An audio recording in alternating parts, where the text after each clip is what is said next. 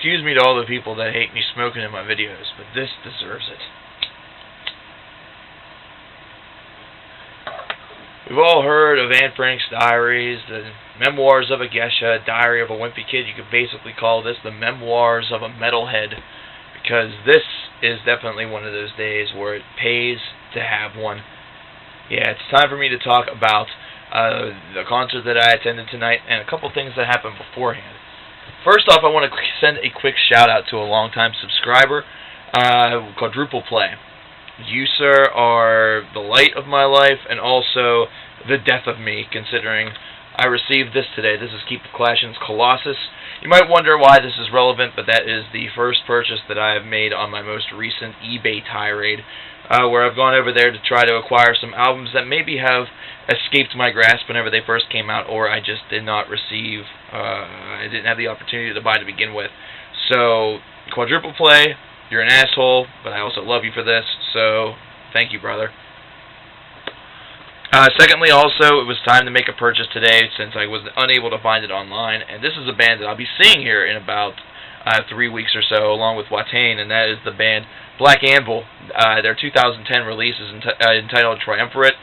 I really enjoyed the release that they had prior to this that I was able to score. I was not able to find this anywhere whenever I was perusing, but let me tell you, the price was right for this, and I'll probably be reviewing this at a future date, so to speak. So, with that said, it's now on to the concert.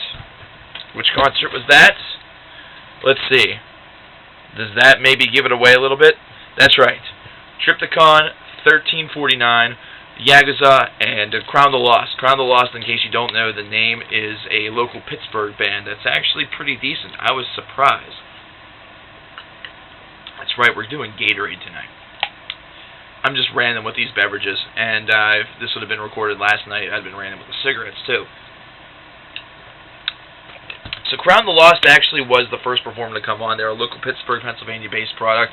The best way that I could really describe this band is think of Nevermore or Communic only on steroids. And the steroids aren't necessarily making this band even more ridiculous, but these are just riff slayers. They absolutely have killer riffs. Their guitarist, their guitar player, is extremely talented.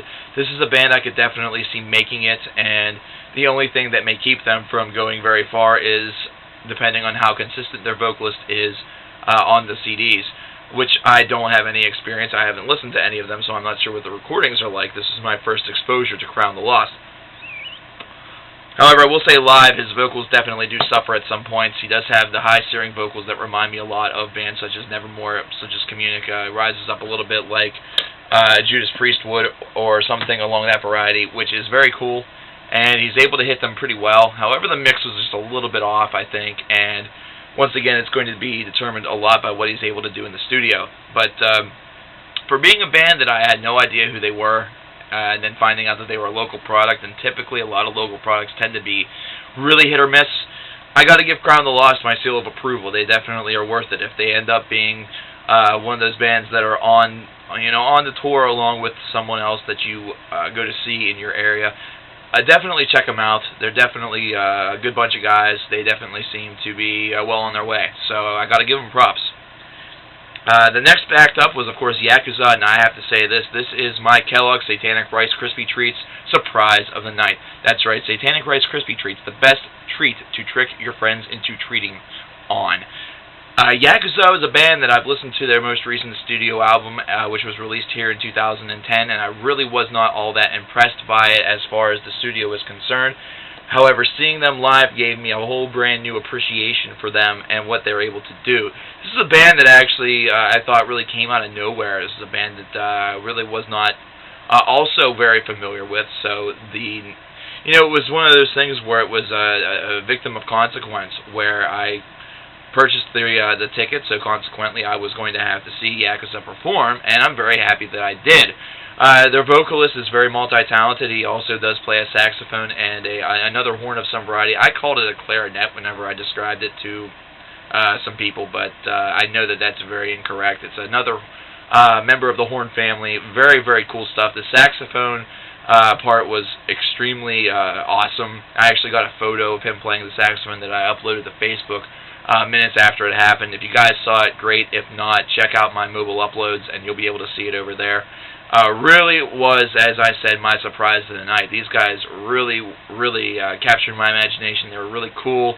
Not to mention, they definitely captured that whole idea of being just completely out there. The lead singer looks like he's Charlie Manson. The guitar player would just stare into space for random moments at a time. Definitely captured that really drugged-out atmosphere that actually played a pretty funny... there's a little bit of funny irony in that a little bit later on, but I'll get to that. Up next, and not a moment too soon, was 1349. Now, there's something interesting I need to mention with that. If you take a look at this ticket, which you probably won't be able to see very well, but I'll read it for you. It says, Triptykon featuring Tom Warrior from Celtic Frost / ... Yakuza Crown the Lost. They actually, whenever they printed this ticket, spent so much time alerting people that Triptykon featured Tom Warrior from Celtic Frost that 1349's name was actually missing from the ticket, which kind of sucks. It's kind of something that it means that those of us with memories that suck have to really struggle to remember who was at 1349 was at this show. I think I will remember them, however, because they were a very memorable act. First off, the crowd went absolutely crazy whenever they came on. You know that they were here to see some good old-fashioned, old-school, kick-ass black metal. And they played a lot of stuff off of course, their new record, which is, of course, Demenoir, which was released here in 2010 off Prosthetic Records, as well as an offshoot of another recording that I cannot even fucking make out. But it doesn't matter, because they also mixed up a lot of their older material, which was something that I wasn't so much expecting. I was expecting to hear strictly a set list from Demenoir, especially after whenever the show started. They played a lot of the little intros that are focused on the album, the Tunnels of Set. And basically what those acted as was a good little way for the crowd to kind of get amped up, or for them to kind of cool down a little bit and then launch right into their next death attack. It was fantastic. And they are cool motherfuckers, too.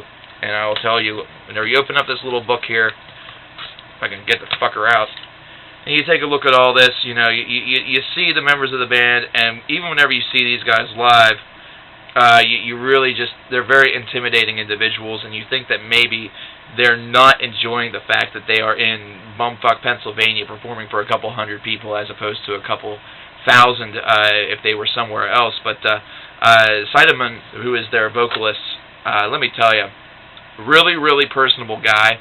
After the show was over, they all came up, they took a bow, not to mention he ended up slapping some hands, shaking some hands. He actually did shake mine, which was a really cool experience for me. That's the first time I've ever seen a band really go out of their way like that.